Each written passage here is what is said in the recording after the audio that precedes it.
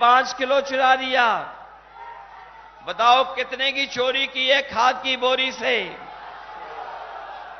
और मैं सोचता हूं कभी कभी कि ये बोरी की चोरी आखिर कहां से सीख करके आए हैं। और जब कभी बाजार में आपने देखा होगा, बाजार में देखोगे अगर आप, तो ये बोरी की चोरी पार्ले जी बिस्किट पैकेट से सीख करके आए हैं। हमारे साथियों को याद होगा, पार्ले जी का बिस्किट पैकेट इतना बड़ा आता था, और जैसे जैसे महंगाई बढ़ी और मुनाफा उन्होंने कम नहीं किया, तो बताओ आज बिस्किट का पैकेट कितना छोटा हो गया। जिन्होंने बाजार से खरीदा होगा वो जानते होंगे कि आज बिस्किट के कितना है एक पैकेट में। अभी तो 5 आ रहे हैं। ये बीजेपी की सरकार आ गई तो पार्ले जी के बिस्किट पैकेट में भी एक ही बिस्किट मिलेगा। इसलिए सावधान है कि नहीं है सावधान। न केवल बोरी से चोरी की है, बल्कि हमारे किसान भाई जानते होंगे, जब डीएपी लेने गए होंगे तो नैनो यूरिया खरीदवा दी। नैनो यूरिया खरीदवाई और ये कहा कि इस यूरिया के खरीदने के बाद, खेतीबाड़ी में डालने के बाद आपकी पैदावार बढ़ जाएगी।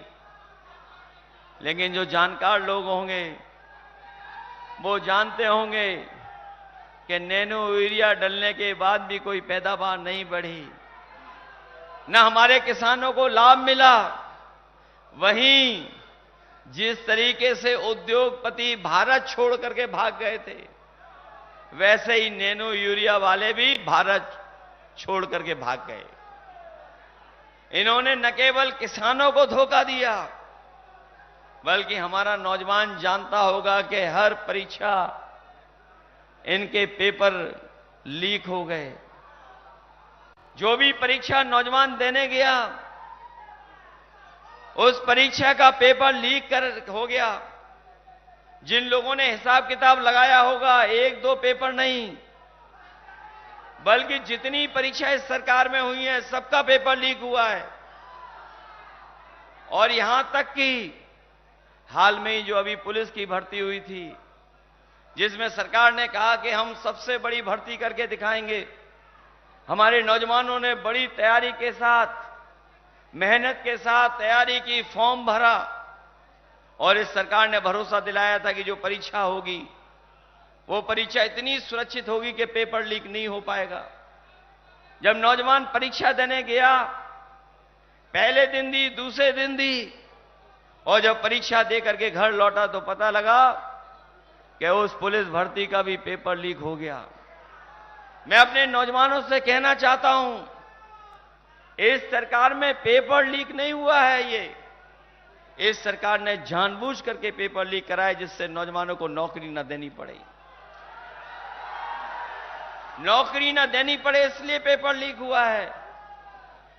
और याद रखना नौजवान साथियों, आपके 10 साल नहीं गए हैं, आपका 1/3 जीवन इन्होंने बर्बाद किया है आपको नौकरी न दे करके। इन्होंने बड़े बड़े सपने दिखाए थे कि निवेश आएगा, बड़े बड़े आयोजन लखनऊ से लेकर के और दिल्ली से लेकर के विदेशों में किए। लेकिन आज जब हम पीछे मुड़ करके देखते हैं तो ये निवेश के नाम पर 0 रुपया जमीन पर पहुंचा है। न केवल निवेश में धोखा दिया, बल्कि निवेश आने के बाद भी किसी भी नौजवान को कोई रोजगार नहीं दे पाए। और इसी सरकार में लगभग 60 लाख ऐसे नौजवान हैं जिन्होंने परीक्षा दी, लेकिन पेपर लीक होने के कारण उन्हें नौकरी नहीं मिली। अगर हम 60 लाख बच्चों के केवल मां बाप जोड़ दें और उसको अगर हम गुणा कर करके देख लें, अगर एक परिवार में 3 लोग भी नाराज हैं जिन बच्चों के पेपर लीक हुए हैं, तो 60 लाख का गुणा 3 से अगर कर दें तो 1 करोड़ 80 लाख बनता है।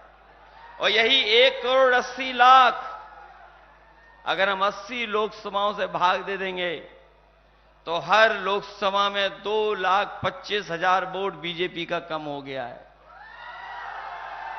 केवल नौजवानों के पेपर लीक होने की वजह से जो इनसे नाराज लोग हैं वो हर लोकसभा में 2,25,000 हैं। बताओ ये सरकार बचेगी कैसे? अगर कोई रास्ता हो इस सरकार का बचने का तो हमें बताएं आप।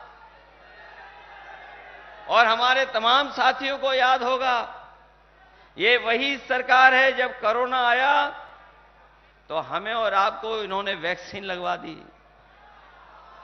और जब इनकी वैक्सीन की चोरी पकड़ी गई चंदा वाली, तो वही कंपनी वाले लोग कहते हैं कि अब हम आपसे वैक्सीन वापस ले लेंगे।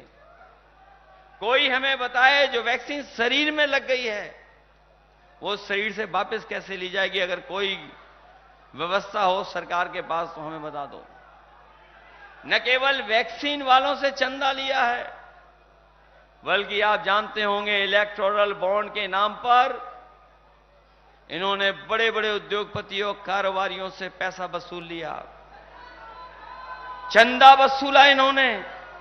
ईडी सीबीआई इनकम टैक्स से डरा करके धमका करके पैसा वसूला है, और कोई छोटा मोटा पैसा नहीं वसूला है।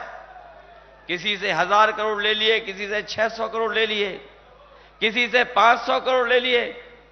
आज जो हमें सामना करना पड़ रहा है महंगाई का, कहीं न कहीं इलेक्टोरल बॉन्ड की वजह से भी उन कंपनियों ने महंगाई बढ़ाने का काम किया, क्योंकि जिन कंपनियों ने चंदा दिया उन्होंने मुनाफा कमाना शुरू कर दिया, और अगर कोई मुनाफा कमाएगा तो अपने आप महंगाई बढ़ जाएगी। इस सरकार ने जहां किसान नौजवान को धोखा दिया, वहीं लगातार इस सरकार में महंगाई बढ़ती चली जा रही है। जहां हम खाद, यूरिया, डीएपी, इसकी तो महंगाई जानते ही जानते हैं, लेकिन आपने देखा होगा इस सरकार में हर चीज महंगी हो गई है, चाहे वो डीजल हो, पेट्रोल हो, खाने की चीज हो, बाजार में दवाइयां हो, और यहां तक कि हमारे नौजवान जानते होंगे, पहले बताओ मोटरसाइकिल कितने रुपए की आती थी, और आज मोटरसाइकिल की कीमत क्या है? आखिरकार जो महंगाई बढ़ी है, मुनाफा किसकी जेब में जा रहा है? इसलिए सावधान हो कि नहीं सावधान हो। न केवल इन्होंने नौकरी रोजगार छीने हैं, बल्कि हमारा नौजवान मेहनत करता था, तैयारी करता था फौज में भर्ती के लिए, और फौज में जाकर के वो पक्की नौकरी करना चाहता था वर्दी पहन करके, लेकिन इस सरकार ने उस नौकरी को भी आधा अधूरी नौकरी बना दिया। 4 साल की नौकरी अग्निवीर हम अपने नौजवानों को कहकर के जा रहे हैं कि समाजवादी लोग और इंडिया गठबंधन कांग्रेस पार्टी इस अग्निवीर व्यवस्था को कभी स्वीकार नहीं करेगी। जब भी सरकार में हम लोग आएंगे, इस अग्निवीर व्यवस्था को हमेशा हमेशा के लिए हटाने का काम करेंगे। अभी तो ये अग्नि व्यवस्था फौज में आई है, हम अपने खाकी पहनने वाले भाइयों को भी कभी कभी सावधान करते हैं, और इसलिए सावधान करते हैं कि फौज की नौकरी 4 साल की कर दी। ये सरकार में आ गए तो हमारे खाकी वर्दी पहनने वालों की भी नौकरी 3 साल की कर देंगे। ये हमारे प्रेस के साथी पूछते हैं कि कैसे संभव है। मैं उनसे पूछता हूं कि बताओ, आपको पता था कि हवाई अड्डे बिक जाएंगे? क्या आपको पता था कि रेलवे स्टेशन, रेलवे की ट्रेनें बिक जाएंगी? क्या आपको पता था इकलौती इलाहाबाद बैंक थी वो बिक जाएगी? क्या आपको पता था कि अग्नि व्यवस्था लागू हो जाएगी? और क्या आपको पता था कि आधी रात नोटबंदी हो जाएगी? जब आपको नहीं पता था, अगर ये दोबारा आ गए तो फौज की तो 4 साल की नौकरी, खाकी वर्दी वालों की 3 साल की नौकरी कर देंगे। न केवल ये लोग नौकरियों से खिलवाड़ कर रहे हैं, बल्कि जितनी भी सरकारी नौकरियां उनको संविदा और आउटसोर्स पे भेज रहे हैं। और वो आउटसोर्स पे इसलिए भेज रहे हैं जिससे कि इन्हें आरक्षण न देना पड़े।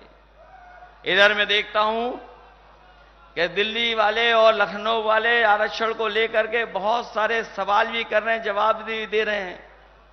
लेकिन मैं अपने तमाम पीडीए परिवार के लोगों को कह करके जा रहा हूं, इतना आरक्षण के साथ कभी खिलवाड़ नहीं हुई होगी जितना भारतीय जनता पार्टी की सरकार में हुई है।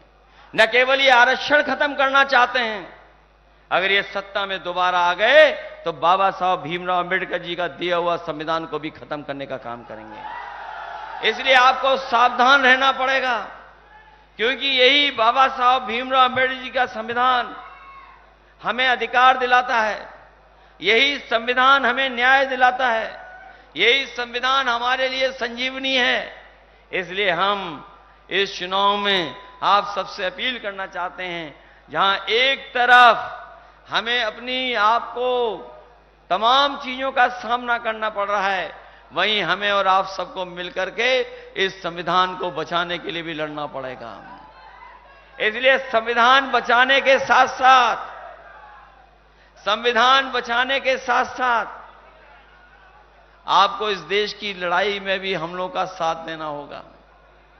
ये जो दिल्ली में बैठे लोग हैं, जो अपने केवल मित्र मंडल के लिए काम करते थे, जो लोग अपने केवल मित्र मंडल के लिए काम करते थे, अब जो माहौल बना है, लग तो ऐसा रहा है कि 4 जून के बाद न केवल मंत्रिमंडल बदलने जा रहा है, बल्कि ये मीडिया मंडल भी बदलने का काम होगा।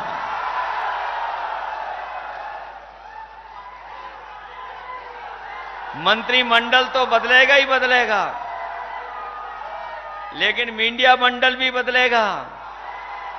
और मीडिया मंडल के साथ साथ आपको पता होगा कि इंडिया गठबंधन, कांग्रेस पार्टी और समाजवादी पार्टी ने तय किया है कि जिस तरीके से बड़े बड़े कारोबारी उद्योगपतियों का इन्होंने कर्ज माफ किया है, अभी तो सुनने में आता था 16 लाख करोड़, लेकिन अब हिसाब किताब फिर लगा है।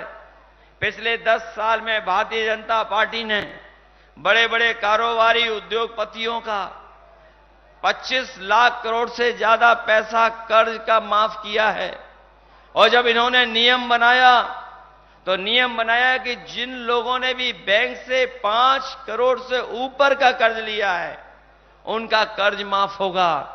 इसमें हमारा किसान और गरीब रह गया, उसका कर्ज माफ नहीं हुआ। हम अपने किसान भाइयों को और गरीब भाइयों को कह के जा रहे हैं, जो आपका बैंकों से लाख